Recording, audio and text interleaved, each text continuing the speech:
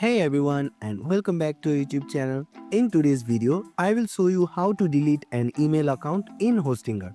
Whether you're clearing up unused email address or starting fresh, this step-by-step guide will walk you through the process. So let's get started. First of all, open any web browser on your mobile device and go to Hostinger's official website, which is www.hostinger.com, and this is where all your email accounts are managed. Next, click on the hamburger option on the top left corner of the screen and select an option saying emails.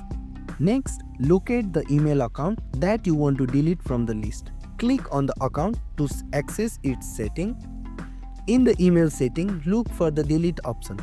Hostinger will display a confirmation message. Click confirm to permanently delete the email account. And that's it. You have successfully deleted an email account in Hostinger. And if this video helped out, make sure to like, share and subscribe to our YouTube channel. Comment down if you have any queries. Thank you for watching and we'll see you in the next one.